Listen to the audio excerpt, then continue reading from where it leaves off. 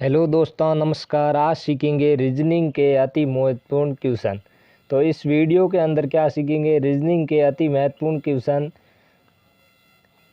Reasoning के 10 अति महत्वपूर्ण क्वेश्चन। तब तक आप कर दीजिए वीडियो को शेयर और सब्सक्राइब करते हैं क्लास की शुरुआत।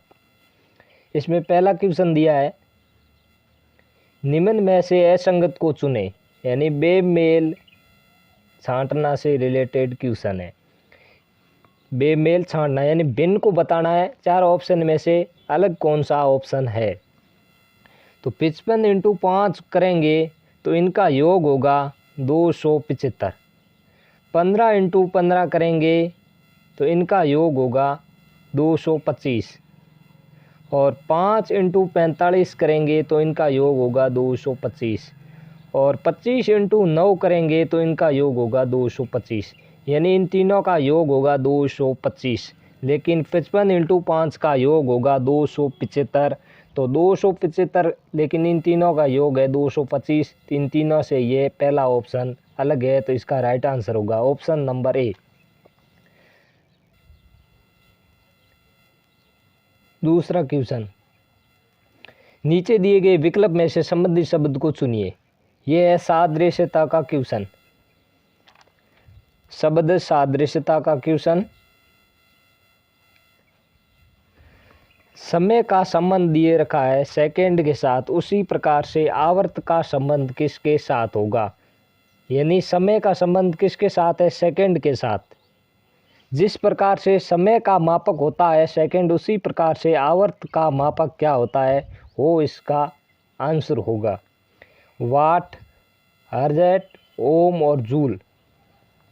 तो इसमें इसका राइट आंसर क्या होता है? हर्ट्ज।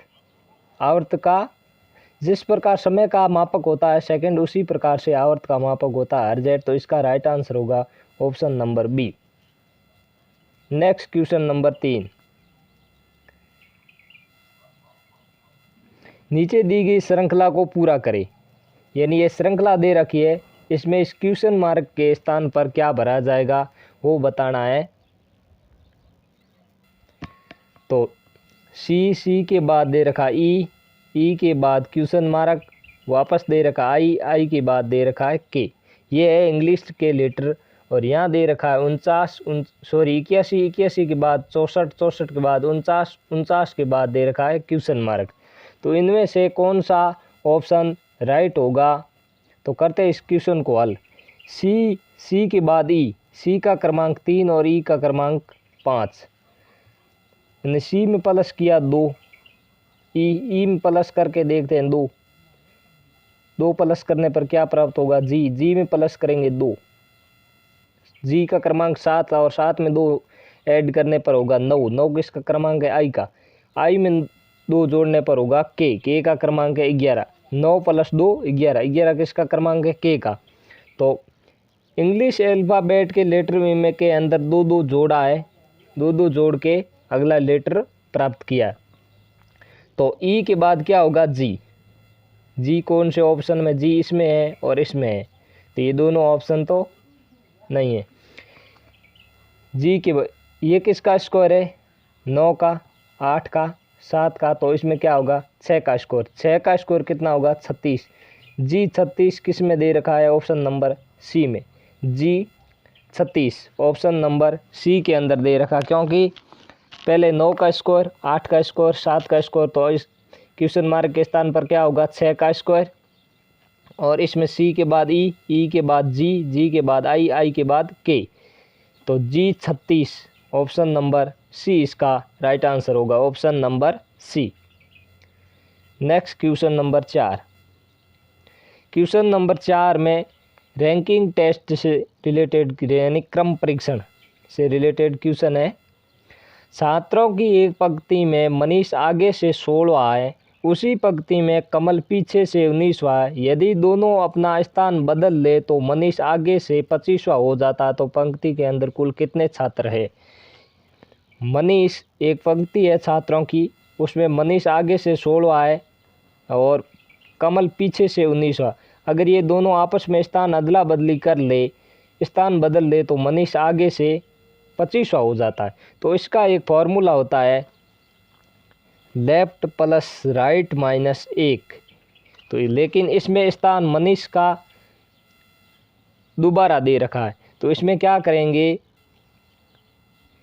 एक का स्थान नया, एक का नया स्थान प्लस दूसरे का पुराना स्थान माइनस करेंगे एक, या ऐसे हम मतलब लेफ्ट प्लस राइट माइनस 1, यानी एक का नया स्थान प्लस दूसरे का पुराना स्थान माइनस करेंगे एक का नया स्थान 25 यानी कमल का 16 और 25, तो इनका नया स्थान कौन सा 25वां, 25 प्लस करेंगे कमल का स्थान पीछे से 19वां, 19 माइनस करेंगे 1, 25 और 19 9 14 44, 44 माइनस 1 करेंगे 43, 43 कौन से ऑप्शन में, ऑप्शन नंबर डी इसका राइट आंसर होगा। इसका फॉर्मूला होता है एक का नया स्थान प्लस दूसरे का पुराना स्थान माइनस करेंगे 1, तो मनीष का नया स्थान 25 और कमल का पुराना स्थान है 19 माइनस करेंगे 1, इन दोनों का योग 44, 44 माइनस 1 करेंगे तो 43 इसका राइट आंसर होगा। नेक्स्ट क्वेश्चन नंबर 5,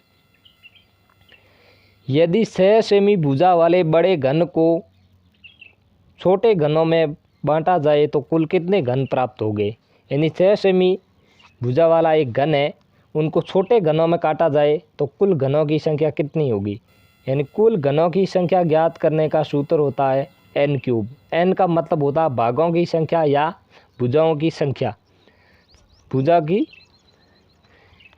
तो इसमें भुजा कितनी दे रखी है 6 सेमी, भागों की संख्या बराबर होता है बड़े घन की भुजा, भागों की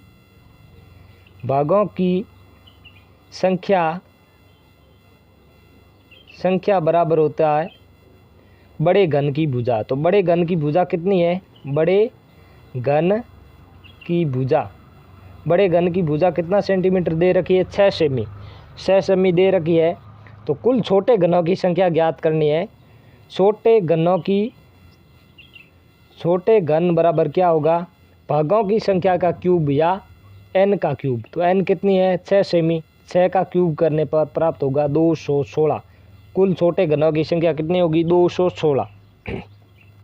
216 ऑप्शन नंबर ए इसका राइट आंसर होगा, ऑप्शन नंबर ए, यानी n क्यूब और n कितनी है 6, 6 का क्यूब कर देंगे 6 इंटू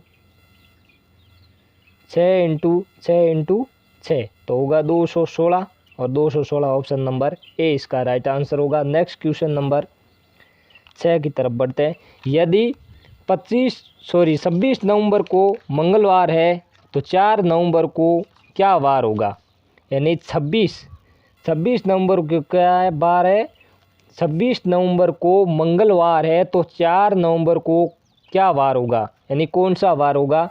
तो 26 माइनस करेंगे 4, पीछे बचा 22 और 22 में भाग लगा देंगे 7 का, तो शेष बचेंगे 1। अब पूछा क्या है पीछे की तरफ, यानी 26 नवंबर से पहले की बात की है 4 नवंबर की तरफ, तो इसमें क्या करेंगे, मंगलवार माइनस की तरफ पूछा है तो मंगलवार माइनस 1 कम कर देंगे, 1 कम करने के बाद ऑप्शन नंबर सी इसका राइट आंसर होगा, ऑप्शन नंबर सी, यानी 26 नवंबर को क्या वार है मंगलवार, तो मंगलवार माइनस 1 शेष बचा, वो इस एक शेष को घटाने पर क्या प्राप्त होगा, मंगलवार माइनस 1 कर देंगे तो इसका राइट आंसर होगा सोमवार, क्योंकि 22 में 7 का भाग देने पर शेषफल बचा 1 और पूछा किसे पीछे की तरफ, यानी 26 तारीख से पहले की पूछा है तो 1 क्या करेंगे घटाएंगे, मंगलवार से 1 कम करने पर सोमवार इसका राइट आंसर होगा। ये कैलेंडर से रिलेटेड क्वेश्चन है, सोमवार इसका राइट आंसर होगा। नेक्स्ट क्वेश्चन नंबर 7 की तरफ बढ़ेंगे। क्वेश्चन नंबर 7 में नीचे दी गई आकृति में लुप्त संख्या भरे, इसमें लुप्त संख्या ज्ञात करें, क्वेश्चन मार्क के स्थान पर क्या भरा जाएगा। तो इसमें क्या ट्रिक लगाई है, ऐसे तो 7 में 1 जोड़ा 8, 8 में 1 जोड़ा 9, 9 में क्या जोड़े 20, 20 में क्या जोड़ा 3, ऐसे तो लॉजिक कोई लग रहा नहीं है। तो इसमें ट्रिक कैसे अप्लाई की है कि 8 को 3 से गुणा किया, 8 3 24 माइनस करेंगे 1 हो जाएगा 23, इसी प्रकार से 7 3 होता है 21, 7 × 3 21 - 1 करेंगे तो 20। इसी प्रकार से 9 × 3 करेंगे, 9 3 27 - 1 करेंगे तो 26 इसका राइट आंसर होगा। क्योंकि 8 3 24 - 1 23, 7 3 21 - 1 20, 9 3 27 - 1 26, 3 × 9 27, 27 - 1 करने पर 26 इसका राइट आंसर होगा, ऑप्शन नंबर सी।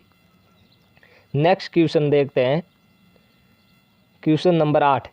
नीचे दिए गए पासे में 4 के विपरीत क्या होगा? 4 के विपरीत पूछा है, तो इन दोनों पासों में समान अंक क्या दिख रहा है? समान अंक 1 दिख रहा है। जिस अंक को दोनों पासों के अंदर समान अंक दिख रहा है उसको लेकर घड़ी की दिशा में चलेंगे, घड़ी की दिशा में चलेंगे। तो 1 1 के बाद क्या, 2 2 के बाद 3, इसमें 1 1 के बाद 4 4 के बाद 6। तो पूछा क्या है? 4 के विपरीत, 4 के विपरीत क्या होगा? 2। 4 के विपरीत क्या होगा? और इसमें 1 1 समान है, जो इसमें दिख नहीं रहा वो इसके विपरीत होगा। तो किस इसमें क्या नहीं दिख रहा? 5। तो 1 के विपरीत क्या होगा? 5। और 4 के विपरीत पूछा तो 4 के विपरीत होगा 2। ऑप्शन नंबर सी इसका राइट आंसर होगा, ऑप्शन नंबर सी। यानी जिस पासे के अंदर विपरीत अंक पूछा है और एक से अधिक पासे दे रखे हैं तो उसमें समान अंक, दोनों पासों के अंदर समान अंक दिख रहा है, उसी को देकर घड़ी की दिशा में चलेंगे। 1 1 के बाद 2 2 के बाद 3, और इसमें 1 1 के बाद 4 4 के बाद 6। यानी उस पहले पासे वाला ऊपर लिखेंगे और बाद वाले पासे का नीचे लेके उस, यानी 4 के विपरीत क्या लिखा है? 2। तो इसका राइट आंसर होगा option number C, option number C. Next question number 9। निम्नलिखित अक्षरों में ऐसे कितने के हैं जिनके बाद टी आता है लेकिन ठीक पहले एन नहीं आता है? यानी ऐसे कितने के हैं जिसके बाद टी लिखा होना चाहिए लेकिन पहले एन नहीं होना चाहिए, एन नहीं होना चाहिए। ऐसे कितने के हैं जिसके बाद टी लिखा होना चाहिए लेकिन पहले एन नहीं होना चाहिए? तो एक के ये, इससे पहले एन नहीं है लेकिन बाद में टी है, जिसके ठीक पहले एन नहीं आता है।